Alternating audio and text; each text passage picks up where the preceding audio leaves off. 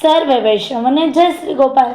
આજે આપણે પ્રભુ શ્રી ગોપાલલાલ 11 વર્ષના થયા છે તે લીલાનું વર્ણન કરવા જઈ રહ્યા છીએ, જેની શરૂઆત આપણે શ્રી ગોપાલલાલજીની વંદનાથી કરીએ।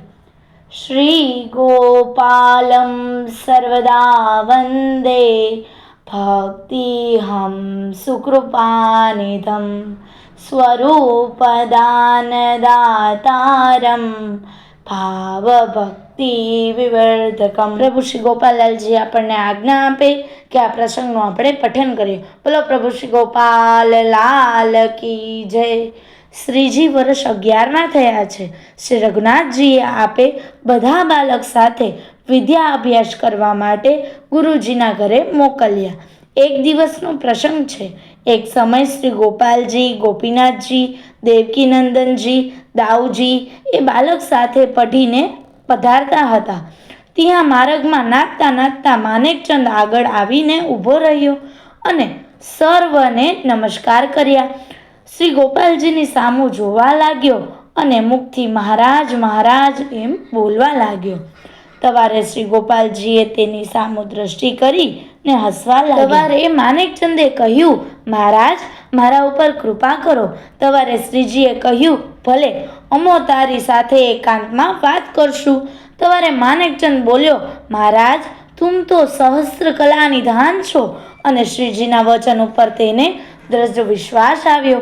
ત્યારથી માનેકચંદને લાલચ લાગી। તે નિત્ય મહારાજ મહારાજ એમ કહીને સામે ઊભો રહે। એક સમય શ્રી રઘુનાથજીની સાથે ગોપાલજી ગિરિરાજ ઉપર શ્રીનાથજીના મંદિરે પધાર્યા। શ્રીનાથજીના મંદિરેથી આપ એકલા બુઢા બાબા પાસે આવીને ઊભા રહ્યા। ત્યાં માનેકચંદ આવીને સામો ઊભો રહ્યો। તવારે શ્રી ગોપાલજીએ તેની બાહ પકડીને જ્યાં ગોવર્ધનની સઘન ગિરી કંદરા છે ત્યાં લઈ ગયા। ત્યાંથી મહાધામમાં પહોંચ્યા। શ્રીજી અને માનેકચંદ બંને બિરાજી રહ્યા છે। તવારે શ્રીજીએ કહ્યું, માનેકચંદ તું આંખ બંધ કર। ત્યારે તેણે આંખ બંધ કરી। 7 વાર રહીને કહ્યું, આંખ ખોલ। તવારે તેણે આંખ ખોલીને જોયું તો શ્રીજીના સત્ય સ્વરૂપનું દર્શન થયું। શ્રી જુગલ સ્વરૂપનું દર્શન શ્રી સ્વામિનીજી સહિત દર્શન થયું। જેવી લીલા ગોવિંદ સ્વામીને દેખાડી હતી તેવી લીલા માનેકચંદને દેખાડી અને શ્રીજીએ કહ્યું, તુમ જાનો કાહુ કી આગે કહનો નાઈ।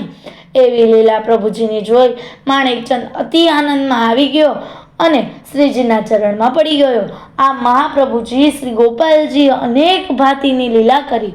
મહાપ્રભુજી બોલતે ચાલતે હસતે હસાવતે ખેલતે ખેલાવતે નિજજનને અતિ આનંદનું દાન કરીને સ્વરૂપ નિષ્ઠા કરાવતા હતા। તેની લીલાને કોણ પામી શકે તેવું કારણ સ્વરૂપ શ્રીજીનું છે તે સર્વ જાણે છે। જો આ લીલાના પઠનમાં મારાથી કોઈ ક્ષતિ રહી ગઈ હોય તો તુમ દાસાન દાસ જાણીને મને ક્ષમા કરજો। બોલો પ્રભુ શ્રી ગોપાલ લાલ કી જય।